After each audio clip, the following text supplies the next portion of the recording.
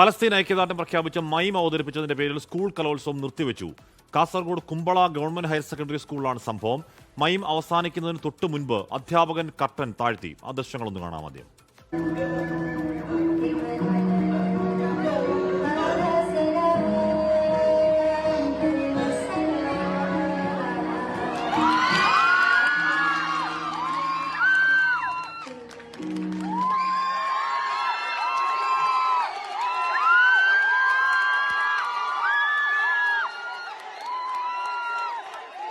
കഴിഞ്ഞ ദിവസമാണ് സുമോദ് ഫ്ലോട്ടില്ല എന്ന് പറയുന്ന 44 ബോട്ടുകൾ 44 രാജ്യങ്ങളിലെ 500-അധികം ഗ്രേറ്റ തുംബർഗ് അടക്കമുള്ളവർ പങ്കെടുത്ത ഫ്ലോട്ടിൽ അങ്ങോട്ടേക്ക് പോകുന്ന ഇസ്രായേൽ തടയുന്നതും.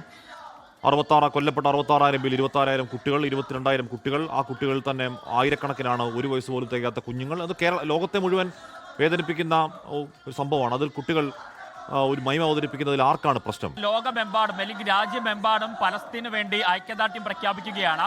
എന്നാൽ കുമ്പള ഗവൺമെന്റ് ഹയർ സെക്കൻഡറി സ്കൂളിലെ ചില അധ്യാപകർക്ക് അത് പിടിച്ചില്ല എന്ന് വേണം പറയാൻ. കാരണം ഇന്നലെയാണ് ഈ കലോത്സവത്തിന്റെ ഭാഗമായിട്ട് വിദ്യാർത്ഥികൾ മൈം അവതരിപ്പിച്ചിട്ടുണ്ടായിരുന്നത്.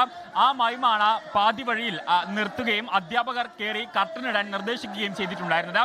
എന്നാൽ അധ്യാപകർ കർട്ടൻ ഇട്ടെങ്കിൽ പോലും വിദ്യാർത്ഥികളുടെ അവരവരുടെ ആവേശം ചോരാതെ തന്നെ വേദിക്ക് പുറത്ത് പലസ്തീന് ഐക്യദാർഢ്യം പ്രഖ്യാപിച്ചുകൊണ്ട് അവർ അവിടുത്തെ പതാക ഉയർത്തുകയും വിദ്യാർത്ഥികൾ മുദ്രാവാക്യം വിളിക്കുകയും ചെയ്തിട്ടുണ്ടായിരുന്നു. പക്ഷേ എന്തുകൊണ്ടോ, അതായത് ഇന്നലെയും മെനഞ്ഞാന്നും ഒക്കെ തന്നെ വാർത്തകളിലും പത്രങ്ങളിലും രാജ്യത്തുടനീളം മറ്റു മാധ്യമങ്ങളിലുമൊക്കെ തിരഞ്ഞു നിൽക്കുന്നതാണ് പലസ്തീൻ ഐക്യദാർഢ്യവും അവിടുത്തെ കുഞ്ഞുങ്ങളുടെ മുഖവും അവിടെ നടക്കുന്ന കൂട്ടക്കുരുതിയും ഒക്കെ തന്നെ എല്ലാവരും കാണുന്നതാണ്.